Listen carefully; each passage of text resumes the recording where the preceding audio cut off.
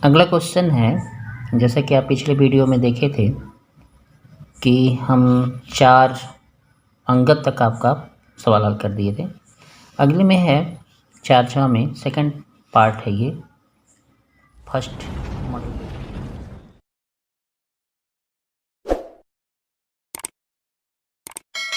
Second part बोलेंगे इसको। Model paper जो हमने आपको वीडियो लोड किया है वो पहला लोड किया है, ठीक है। तो विवर्तन किसे कहते हैं, ठीक है ना। देखिए, किसी प्रकाश किरण का सूक्ष्म छिद्र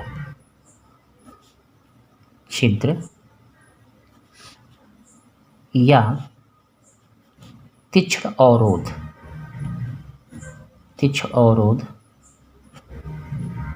से गुजरने पर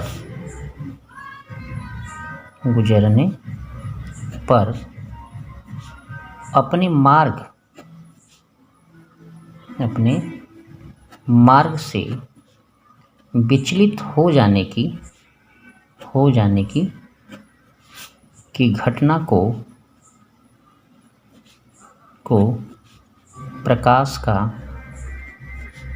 विवर्तन कहते हैं, ठीक है ना। विवर्तन की एक शर्त होती है। विवर्तन की शर्त ये होती है कि जो आपतित प्रकाश के तरंग दैर्ध्य की कोटि का छिद्र होना चाहिए, तभी आपका प्रकाश का विवर्तन होगा। अगला क्वेश्चन देखिए, वैद्युत द्विध्रुव आघूर्ण का मात्रक और विमा। वैद्युत द्विध्रुव आघूर्ण का सूत्र होता है Q/2L, ये उसका सूत्र है। इसी से आप मात्रक बना सकते हैं। वैद्युत द्विध्रुव आघूर्ण है ना, आघूर्ण का मात्रक। सबसे पहले मात्रक देखते हैं। मात्रक में देखिए, यहाँ देखिए ये कूलाम है और ये मीटर, दूरी है और आवेश। तो हम यहाँ लिखेंगे कूलाम मीटर। अब जैसे ये लिख दिए हैं तो इसकी विमा क्या हो जाएगी, इसकी विमा हो जाएगी, अगर इसकी हम विमा निकाल रहे हैं तो इसका विमा होती है TA और इसकी विमा होती है L। तो टोटल हम कह देंगे कि LTA, ये वैद्युत द्विध्रुव आघूर्ण का मात्रक और विमा है। अब देखिए, जर्मेनियम, अभ्रक, कार्बन में से कौन परावैद्युत पदार्थ है। तो देखिए, सभी कुचालक पदार्थ को परावैद्युत पदार्थ कहते हैं, है ना। परावैद्युत पदार्थ कहते हैं तो वैसे सभी ही कुचालक, लेकिन इसमें से अभ्रक जो है इसमें वो परावैद्युत पदार्थ है, ठीक है। अगला देखिए, संपर्क में रखे उत्तल और अवतल लेंस का युग्म कब अभिसारी होगा और कब अपसारी होगा। जैसे मान लीजिए कि आपने ये 2 लेंस यूज किया है एक साथ, है ना। तो 2 लेंस में से उत्तल कब होगा, उत्तल अवतल 2 लेंस युग्म, यानी दोनों लेंस को हम उत्तल अवतल रखें। अगर इसको हम उत्तल कह रहे हैं और इसको क्या कह रहे हैं, अवतल कह रहे हैं, ठीक है। तो देखिए, जब F1 का मान जो आएगा, यहाँ माइनस तो होना ही है। जब F1 का मान छोटा होगा F2 से, ये मान छोटा होगा यानी F2 बड़ा होगा। जब F2 बड़ा होगा, F2 अगर बड़ा हो गया तो संयुक्त लेंस जो होगा, संयुक्त लेंस अभिसारी की तरह कार्य करेगा,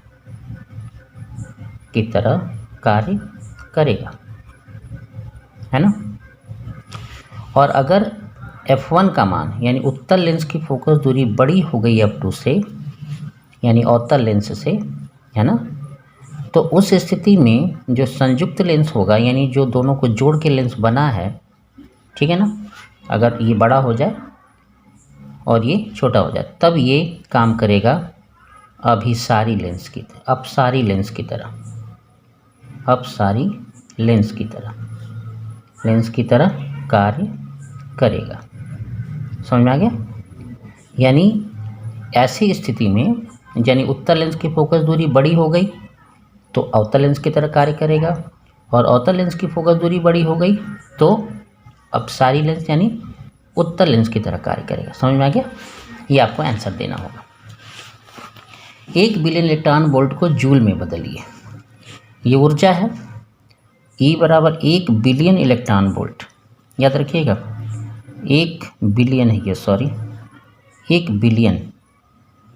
1 बिलियन का मतलब होता है 10 लाख, है ना। 10 लाख का मतलब कितना हो जाएगा? इकाई, दहाई, सैकड़ा, हज़ार, 10,000, लाख, 10 लाख हो गया। तो अब ये हो गया इलेक्ट्रॉन वोल्ट में। ठीक, अब थोड़ा सा और मेहनत कर देते हैं। तो अब ये 1 2 3 4 5 6 7 ये हो गया 1 × 10 की घात 7। अब इलेक्ट्रॉन वोल्ट का मान रख दीजिए 10 की घात 19, ये इलेक्ट्रॉन का हमने मान रख दिया। अब ये हो जाएगा 1.6 × 10⁻12 जूल। ये मान आपका आंसर में आएगा। ठीक है। संपोषी व्यतिकरण किसे कहते हैं, है ना। व्यतिकरण की क्रिया में, है ना, व्यतिकरण की क्रिया में दो तरंगों की अध्यारोपण से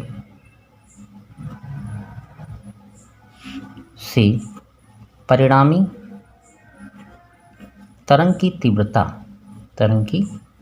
तीव्रता बढ़ती है, तो इस व्यतिकरण को समपोषी व्यतिकरण कहते हैं, है ना। इसके लिए कालांतर जो होता है 2 पाई, 4 पाई, 6 पाई ऐसे चलता है। यानी ऐसी स्थिति में ये जो दो तरंगें आपके व्यतिकरण में भाग ली हैं, उनके बीच कालांतर कैसा होना चाहिए, ऐसा होना चाहिए। समझ में आ गया। अगला देखते हैं। μ0 ε0 का मान तथा मान किस भौतिक राशि के बराबर होता है। देखिए μ0 ε0 का जो रूट मान 1/, में आता है वो होता है प्रकाश की चाल के बराबर। ठीक है ना। तो अब ये जो मान है आपका μ0 ε0, ठीक है, तो अब इसको अगर हम वर्ग को खोल देंगे तो μ0 ε0 बराबर c² आ जाएगा, है ना। तो सब मिला के ये भी कह सकते हैं कि प्रकाश की चाल के बराबर होती है। μ0 बराबर ε0 बराबर 1/c², है ना। तो आप ये भी कह सकते हैं कि प्रकाश की चाल को शो करती है, को व्यक्त करती है। ठीक है। अगला देखते हैं, ओमी अनोमी परिपथ। ठीक है ना। तो पहला हम ओमी परिपथ की परिभाषा दे देते हैं। ऐसा वैद्युत परिपथ जो ओम के नियम का पालन करते हैं, है ना, उन्हें ओमी परिपथ कहते हैं। ओमी परिपथ कहते हैं। अर्थात जब विभवांतर धारा के अनुक्रमानुपाती होता है तो उसे हम कहते हैं ओमी परिपथ। ठीक है। एग्जाम्पल में सभी धात्विक चालकों का परिपथ ओमी परिपथ होता है।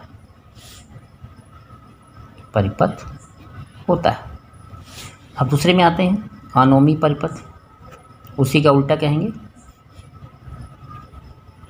है ना, उसी का क्या कहेंगे, उल्टा कहेंगे। इसमें देखिए ऐसा वैद्युत परिपथ जो ओम के नियम का पालन नहीं करते, उन्हें अनओमी परिपथ कहते हैं। अर्थात क्या होगा कि इसमें विभवांतर जो होगा चालक के सिरों का वो प्रोपोर्शनल धारा नहीं होगा। ठीक है, अब एग्जाम्पल में इसको समझें, जैसे diode valve, triode valve, torch का बल्ब है ना, पीएन संधि डायोड, ये सब ऐसे परिपथ होते हैं जो अनोमी कहलाते हैं। क्लियर हुआ? अगला देखते हैं, व्यतिकरण की शर्त लिखनी है। एकदम लाइन से लिखी जाती है व्यतिकरण की शर्त, बहुत अच्छा माना जाता है, आता भी है। पहला, दो तरंगें का आयाम बराबर या लगभग बराबर। पहला तो यही हो गया, बराबर हो या लगभग बराबर। दूसरा, दोनों तरंगों की आवृत्ति समान हो। तीसरा, दोनों तरंगें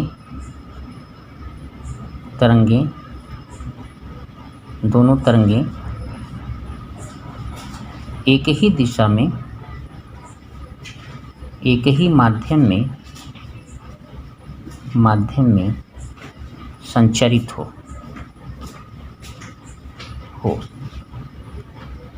ठीक है, दोनों तरंगों का स्रोत अति निकट हो। ठीक है, चौथा ये भी कह सकते हैं कि दोनों तरंग स्रोत कला संबंध हो। ठीक है, तो ये आपके इसका आंसर होगा, इससे कम नहीं कर सकते। ठीक है, अगला देखते हैं, विभव प्रवणता का मात्रक और सूत्र। विभव प्रवणता का सूत्र जो होता है, विभव प्रवणता का सूत्र होता है minus delta we by delta x. ठीक है, और इसका मात्रक हो जाएगा, विभव प्रवणता का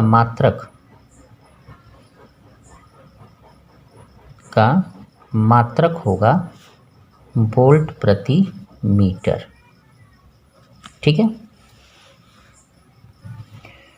अगला क्वेश्चन है आपका, समांतर प्लेट संधारित्र की धारिता का सूत्र। ये क्वेश्चन आपके 5-5 नंबर के होते हैं, 7, 8, 9, 5-5 नंबर के क्वेश्चन होते हैं, एक क्वेश्चन होता है केवल इसमें।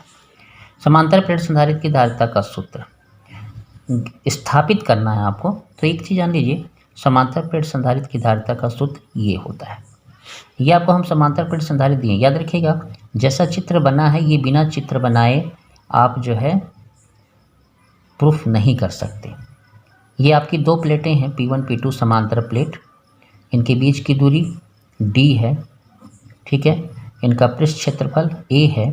दूसरा प्लेट पृथ्वी से जुड़ा है और पहले प्लेट को हम +Q आवेश देते हैं।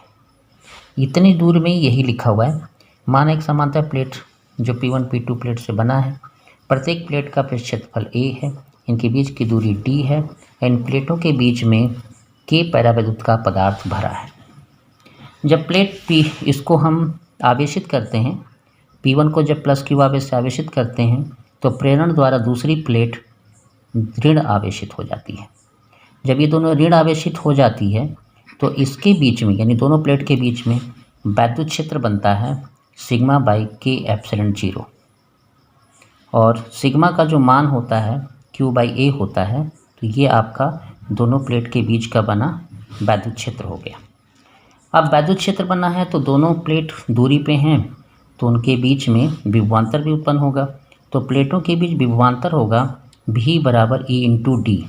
ये E बराबर delta V by delta D से ये बनाया गया है, यानी विभव प्रवणता का सूत्र लिया गया है, ठीक है, उसी का यूज किया गया यहाँ पे। तो V बराबर होगा E इंटू डी। E का मान हम यहाँ से उठा के यहाँ रख देंगे, ये आपका V हो गया। तो V बराबर हो गया क्यू डी के एप्सिलॉन जीरो, के ए एप्सिलॉन जीरो। वैद्युधारिता का मानक सूत्र होता है C बराबर Q बाई V। तो Q तो कुछ करना नहीं है, V ये वाला उठा के आप रख देंगे। तो यहाँ देखिए रखने के बाद Q Q कट जाएगा, ये पूरी राशि ऊपर चली जाएगी और आपका प्रूफ हो जाएगा C बराबर के ए एप्सिलॉन जीरो डी। यदि दोनों प्लेट के बीच में वायु भरा होगा, अगर दोनों प्लेट के बीच में वायु हो तो K बराबर हम क्या लिखते हैं 1, तब यही सूत्र आपका हो जाएगा epsilon zero A by D. ये वायु संधारित्र बोला जाता है, ठीक है। अगला क्वेश्चन देखते हैं। अगला है पूर्ण आंतरिक परावर्तन से आप क्या समझते हैं। हम आपको परिभाषा दे रहे हैं पूर्ण आंतरिक परावर्तन का, है ना, ये का हम परिभाषा दे रहे हैं। देखिए प्रकाश अपवर्तन की क्रिया में, प्रकाश अपवर्तन की क्रिया में, ठीक है ना, जब आपतन कोण का मान, आपतन कोण का मान क्रांति कोण से बड़ा हो जाता है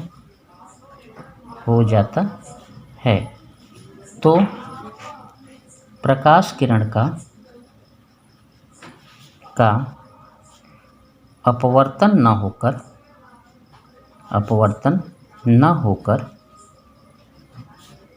परावर्तन होने लगता है। इस घटना को प्रकाश का पूर्ण आंतरिक परावर्तन कहते हैं। आंतरिक परावर्तन कहते हैं। क्लियर हुआ, है ना, ये समझ में आ गया आपका। अब बोला है कि इसकी आवश्यक शर्त लिखिए। तो पूर्ण आंतरिक परावर्तन की शर्त में बहुत ज़्यादा शर्त नहीं है। ये पहला शर्त यही है कि प्रकाश किरण सघन माध्यम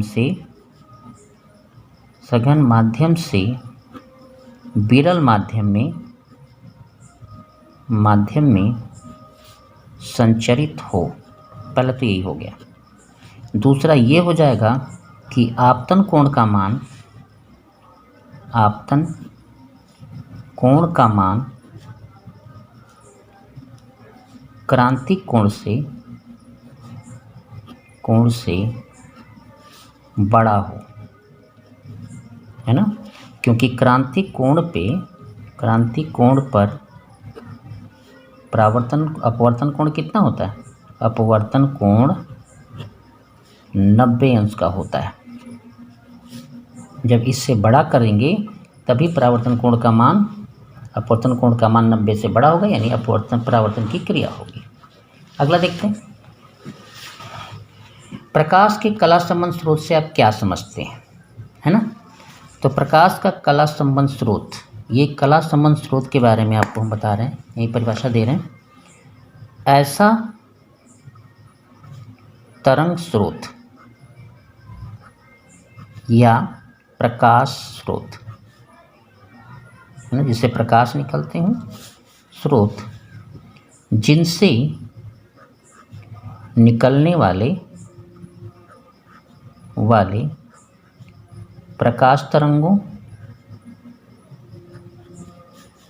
या तरंगों, दोनों के लिए हम कह रहे हैं, तरंगों के बीच समय के साथ कालांतर परिवर्तित ना हो, अर्थात दोनों तरंगे समान कला में संचरित हों। ठीक है ना, ये एक मतलब होता है। ठीक है, एक और बात भी आप लिख सकते हैं कि कला संबंध स्रोत से निकलने वाले तरंगों के बीच कालांतर शून्य हो सकता है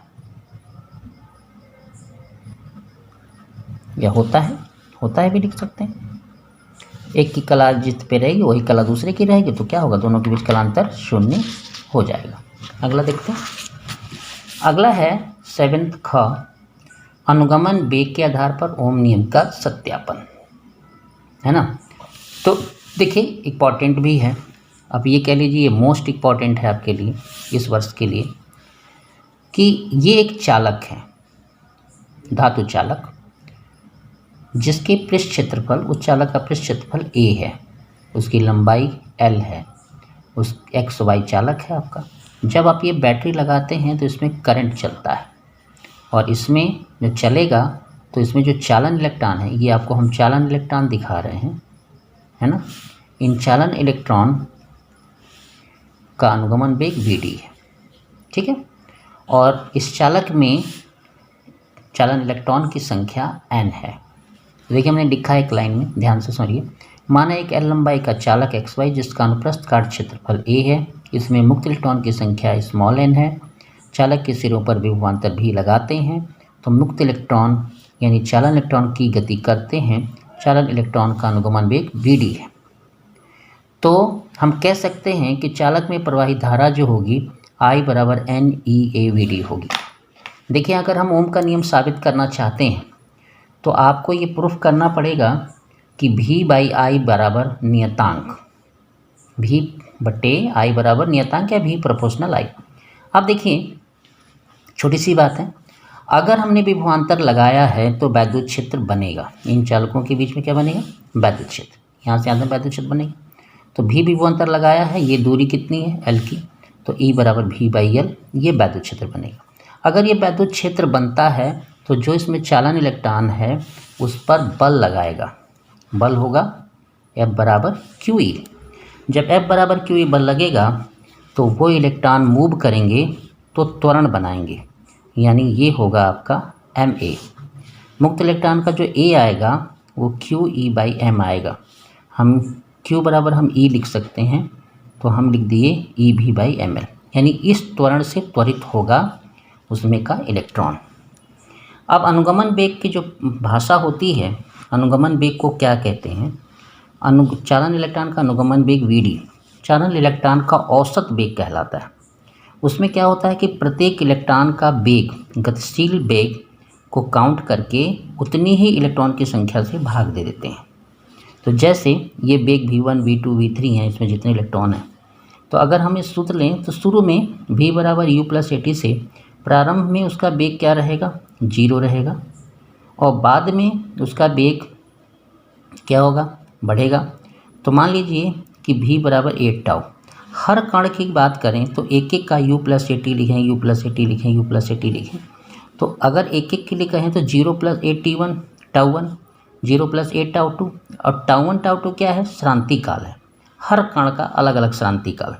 तो 0+8 टाउ 3 ऐसे करेंगे और n तक जाएंगे। अब हम इसमें क्या करते हैं कि हम कॉमन ले लेते हैं, 0 से तो कोई मतलब रहा नहीं, हम एक का कॉमन अगर लेते हैं तो टाउ 1 टाउ 2 टाउ 3 n तक जाएगा। औसत अगर हम मानते हैं तो अगर पूरे को हम n टाउ कहें, पूरे को अगर n टाउ कह देते हैं और n से भाग दे रहे हो तो ये कट जाएगा, तो 8 टाउ आएगा। अब यहाँ देखिए, जो यहाँ आप समीकरण देख रहे हैं, ये वाला समीकरण, ये समीकरण यहाँ पे पुश कर देंगे, यानी एक की जगह पे हम रख देंगे मान ये वाले का, तो हमारा आ जाएगा ये। अब Vd आ गया। अब देखिए समीकरण में ये जो समीकरण आपका है पहला वाला, इसी में Vd का मान रख देंगे। देखिए एक में मान रख रहे हैं, तो तो I बराबर एन ई, ये VD वो समीकरण है, उसमें हम रख रहे हैं 3 का मान। तो देखिए VD की जगह पे ई भी टाउ ml लिख दिए। अब इसको हम अगर हल करते हैं तो हमें मिलेगा ये I बराबर एन ई स्क्वायर ए भी टाउ ml। देखिए भी आ रहा है, I आ रहा है, भी को यहाँ से निकाल कर अगर इधर लाते हैं तो N square A tau ml होगा। उल्टा कर देंगे क्योंकि भी बाई आई बराबर होना चाहिए, तो एन ई स्क्वायर टाउ बराबर उल्टा हो जाएगा, तो ml by N E square A tau आएगा। अब देखिए इसमें जो भी मान है, L है, E है, N है, A है, टाउ है, M है, ये सब के सब ऐसे मान हैं जो भौतिक अवस्थाएं हैं। लंबाई भौतिक अवस्था, संख्या भौतिक अवस्था, क्षेत्रफल भौतिक अवस्था, शांतिकाल भौतिक अवस्था। तो सब मिला के ये कह सकते हैं कि एक कांस्टेंट राशि है। तो कांस्टेंट का मतलब नियतांक। अगर हम इसको नियतांक कह देते हैं तो भी बाई आई बराबर क्या होगा, नियतांक, यानी भी प्रोपोर्शनल क्या हो जाएगा, आई। और यही ओम का नियम है। ये मोस्ट इम्पॉर्टेंट माना जाता है। आप बार बार इसको देखने की कोशिश करिए, बल्कि लिखते हुए नोट्स बनाइए। अगला है क्वेश्चन, बिंदु आवेश द्वारा वैद्युत क्षेत्र की तीव्रता का सूत्र स्थापित करना। ये जो सूत्र होता है वो होता है E बराबर 1/4 पाई एप्सिलॉन 0 के क्यू बाई आर स्क्वायर। जैसा कि आप देख रहे हैं ये हमारा एक वैद्युत आवेश है, बिंदु आवेश। इससे r दूरी पे एक बिंदु P है, जहाँ पर हम Q0 परमाणिक आवेश को रखे हैं। तो इस पर एक बल लगेगा जिसे हम कहेंगे कूलाम बल। वही आपको यूज करके हल करना है। तो माना एक बिंदु आवेश Q है, r दूरी पे बिंदु P जिस पर एक परीक्षण आवेश रखा है Q0। इस आवेश को Q के कारण बल, यानी ये वाले जो आवेश है परीक्षण आवेश, इस पर इस आवेश के कारण जो बल लगेगा वो कूलाम बल आएगा। तो कूलाम सूत्र से हमें ये मिला, ये सूत्र है कूलाम का। अब हम इसमें Q1 की जगह Q और Q2 की जगह हमने रख दिया Q0, बीच की दूरी कर दिया R। तो ये हमारा हो जाएगा सूत्र। ठीक है, अब देखिए, अब P पर प्लस Q के कारण वैद्युत क्षेत्र बनाना है तो हम हमेशा क्या करते हैं, E बराबर करते हैं F बाई Q। Q0 ये परीक्षण आवेश है, यानी ये वाला आवेश है। तो यहाँ भी हमने यही किया, और जब हमने यही किया तो आपको हो जाएगा ये वाला मान यहाँ रख दिए, काट देंगे तो आपको आएगा ये कहलाएगा आपको बिंदु आवेश के कारण वैद्युत क्षेत्र की तीव्रता का सूत्र। माध्यम अगर K आता है, आवेश के माध्यम, यानी इन दोनों के बीच में K माध्यम आता है, तो हम इसको ऐसे कर सकते हैं। और सदिश रूप में लिखना होगा तो वेक्टर लगा सकते हैं।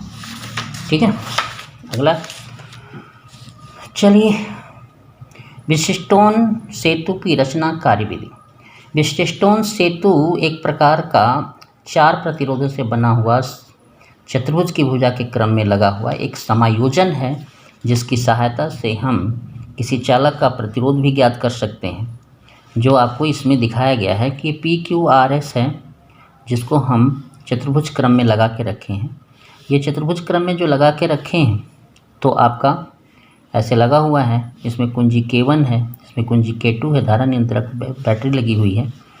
तो अब देखिए, इसमें जब K2 को ऑन करते हैं तो परिपथ में धारा ये I चलेगी। I ये 2 भाग में विभक्त हो जाएगी, I1 I2। अगर हम 2 पास करें, I1 I2, यहाँ देखिए I जा रही है यहाँ पे I1। तो अगर हम ये पास लें और ये पास लें किरचॉफ नियम से, देखिए हमने लिखा है ये जितना हमने आपको दिया है, तो किरचॉफ के बंद पास से हमें मिलेगा। पहला पास अगर हम ये वाला लेते हैं, ये पास है पहला ABDA, देखिए ध्यान से ABDA को, ये देखिए। तो I1 P ऐसे जाएंगे तो उल्टा होगी धारा, तो माइनस I2R बराबर 0, इसमें सेल नहीं लगा है, तो I1 P बराबर I2R। उसी तरह हम ये जब करेंगे तो यहाँ से I1 Q माइनस I2S आएगा, जो ये होगा। ये दोनों समीकरण को हम भाग दे देंगे तो हमारा आएगा, ये भाग दे रहे हैं तो I1 I1 कट रहा है, I2 कट रहा है, P by Q R by S आ रहा है। इसे विशिष्टोन प्रतिबंधित सूत्र कहते हैं, है ना। ऐसा किसी भी सर्किट में होने पर, यानी भुजाओं का अनुपात 1 होने पर उसके एमीटर में धारा नहीं चलती। जब ये दोनों अनुपात बराबर हो जाएंगे तो इसमें धारा नहीं चलती। इसका हम प्रयोग करते हैं। ठीक है, अगला देखते हैं। लिखा है एक पतले लेंस के लिए फोकस दूरी 20 सेंटीमीटर। उसके पदार्थ का अपवर्तनांक 1.5। इस लेंस के उत्तल पृष्ठ की वक्रता त्रिज्या ज्ञात करनी है। पतला लेंस है, फोकस दूरी 20 सेंटीमीटर, एफ बराबर कितना दिया 20 सेंटीमीटर, ठीक है 20 सेंटीमीटर दिया। इसके पदार्थ का अपवर्तनांक यानी एन का मान दिया 1.5। इस लेंस के उत्तल पृष्ठ की वक्रता त्रिज्या है ना, यानी R1 R2 R है ना। तो ये उत्तल लेंस है आपका। फोकस दूरी से पता चलता है कि लेंस उत्तल है, और उत्तल लेंस के लेंस मॉइक्यूलर सूत्र बनाना बहुत आसान होता है, क्योंकि हम सीधे प्लस में लिखते हैं। ये मान आपका सीधा 20 है, ये मान आपका 1.5 है, 1 है। यहाँ पे दोनों मान आपस में बराबर ही होंगे, तो 1/r कर सकते हैं। तो यहाँ होगा 0.5 और यहाँ हो जाएगा 2/r और यहाँ होगा 20, ठीक है। थोड़ा इसको गुणा कर देंगे यदि, तो ये आ जाएगा 1/r। तो देखिए 1/20 बराबर 1/r, सीधा सीधा आ रहा है, तो r बराबर क्या हो जाएगा 20 सेंटीमीटर। यानी जो उत्तल तल हैं उसमें R1 और R2 दोनों का मान क्या होगा 20 सेंटीमीटर। एक और देखिए, अच्छी और निरक्षी स्थिति में वैद्युत क्षेत्र की तीव्रता का सूत्र लिखना है। तो अच्छी स्थिति में है ना, वैद्युत द्विध्रुव का है, ये द्विध्रुव के कारण अच्छी स्थिति में वैद्युत क्षेत्र तीव्रता, ठीक। इसका सूत्र होगा E बराबर 1/4 पाई एप्सिलॉन 0 2p/r3। एक ये हो गया, और दूसरा हो जाएगा इसी का, वैद्युत द्विध्रुव के कारण निरक्षीय स्थिति में